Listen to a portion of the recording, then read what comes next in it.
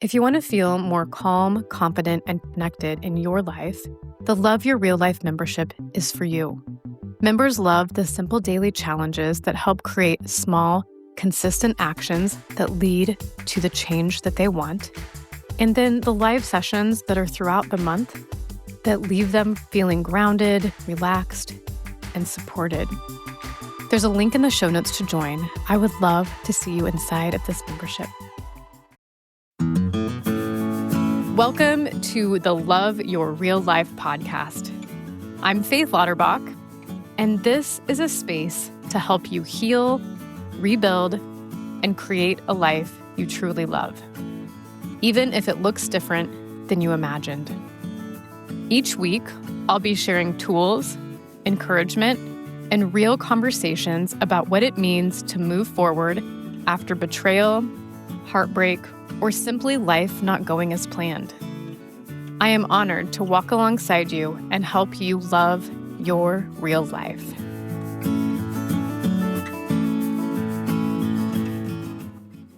Well, hello, friends, and welcome back to the show.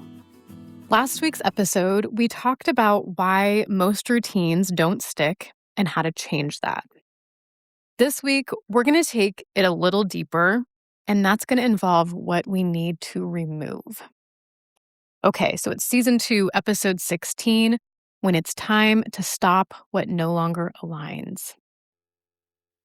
If we're trying to build new habits while we are living parts of our life in misalignment with our values, it makes everything feel much harder.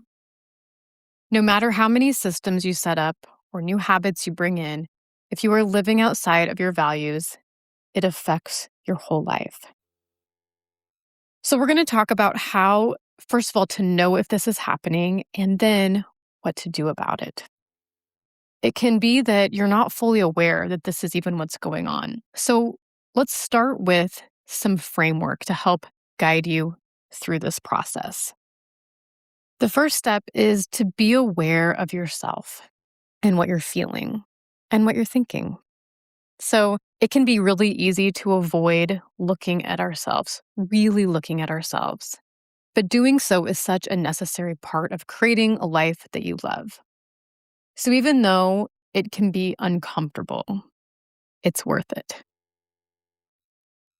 Usually, if you are living out of alignment with your values, you will feel like something is off, even if you can't explain why. So this can show up as tension that you can't quite explain. So maybe that's really tight muscles or a headache or your stomach not feeling well. It can also show up like you're avoiding certain conversations or situations. It can show up as just a heaviness that follows you around after having interactions with someone. It can show up as doing things in secret because you feel shameful about it. And it can even show up as just an inner voice saying, "What am I doing? Why am I still doing this?" And often that discomfort comes from a place of shame. And it's not because you're doing something bad or wrong, but because you're doing something that doesn't match your values anymore.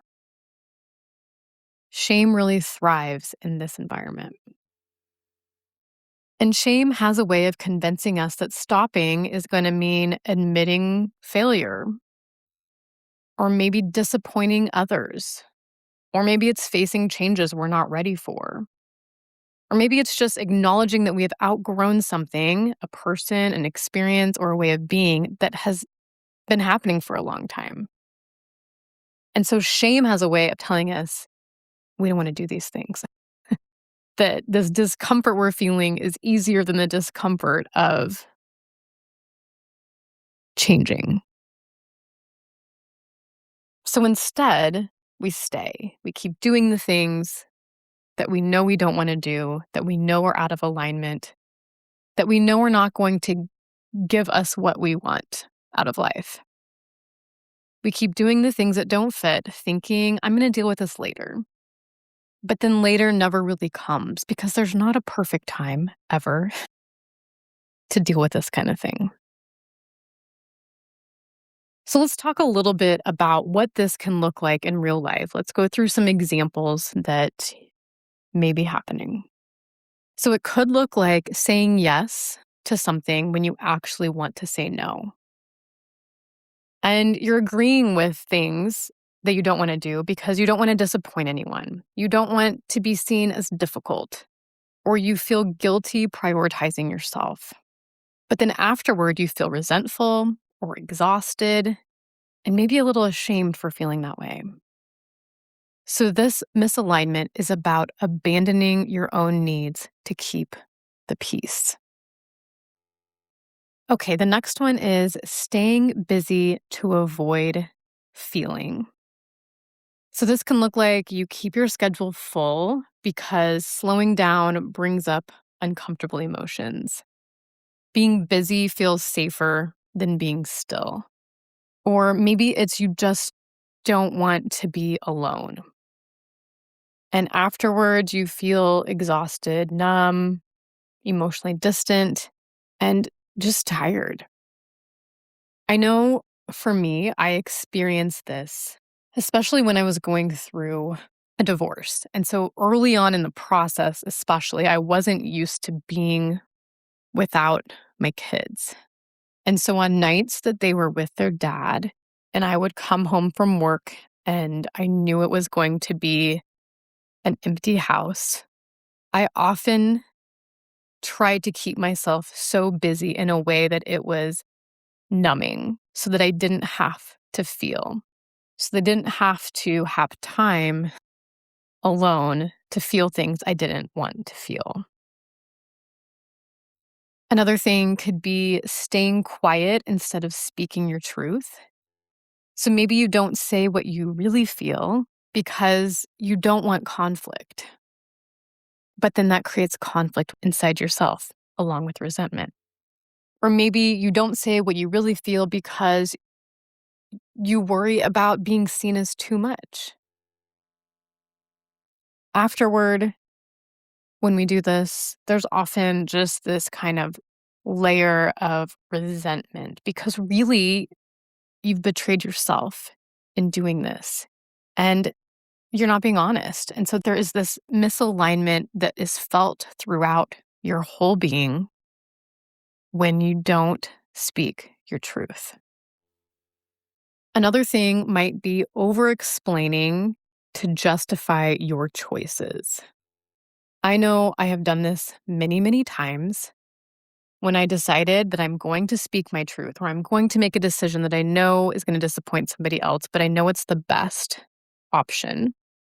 Is I like to really, really explain, over explain, because I want the other person to understand my decision, to agree with my decision.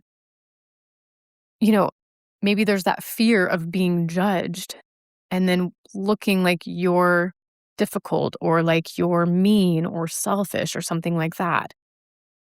And then after you do that whole over explaining, right, you feel drained, exposed, like you said too much.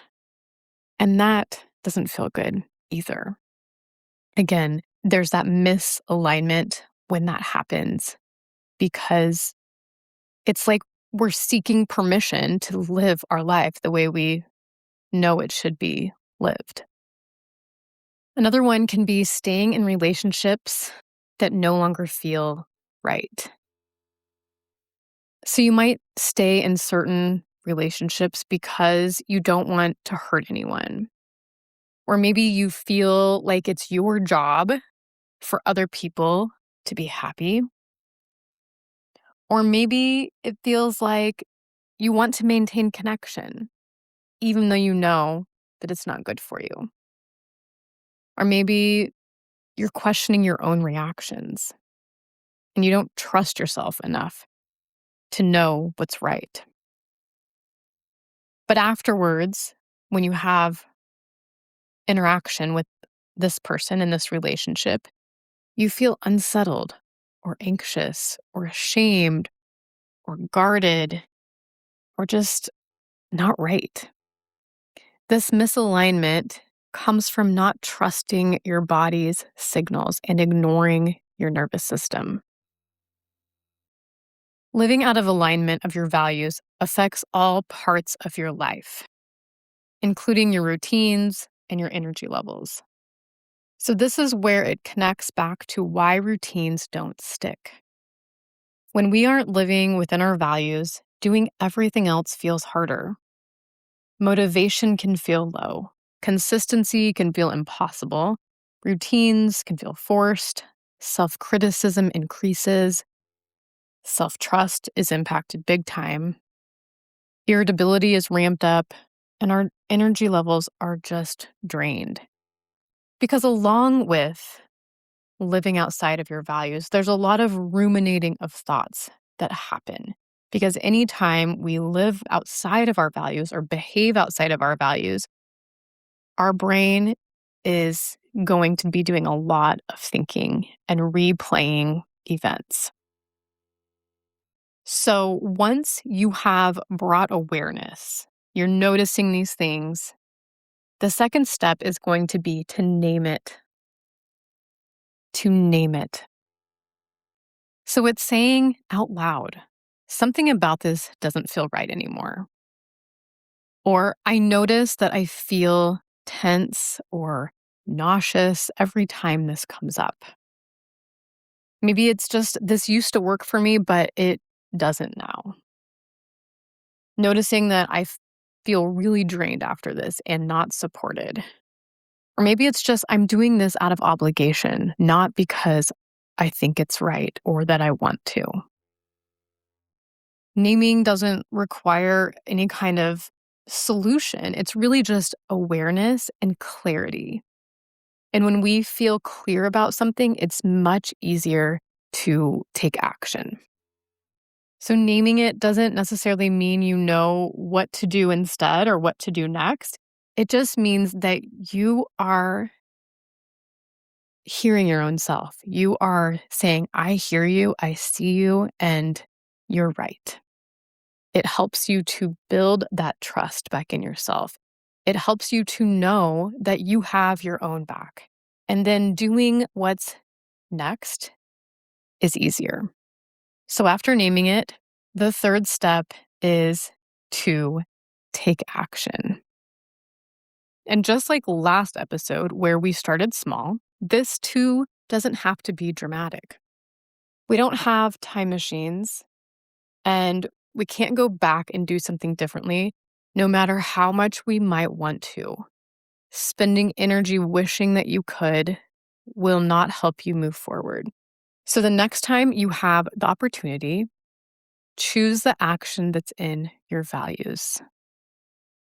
This might look like reducing how often you engage with someone, setting a boundary for yourself, saying no to certain events or things, being honest with yourself. Maybe it's doing a brain dump journal to get in touch with your thoughts. Maybe it's pausing before answering a text or an email or a phone call. Living in alignment with our values doesn't require a public declaration. For any of you Office fans out there, you don't have to do what Michael did when he declared bankruptcy. It doesn't require that. So now that we have those 3 steps to starting to live within our values, let's talk about what you might notice when you start doing this. When you stop doing something that goes against your values, you may feel relief, but you might also feel fear, grief, anxiety, uncertainty.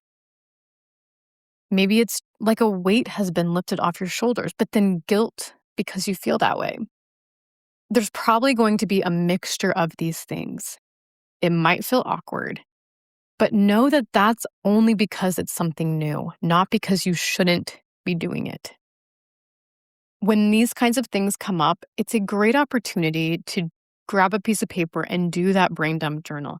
When you set that boundary, when you say no to the thing, when you take a pause, when you change what you would have normally done, but create actions now that are living within your values, Write down how you're feeling. Let that out and know it's okay. Any of those feelings are okay, and it doesn't mean that you're doing something wrong.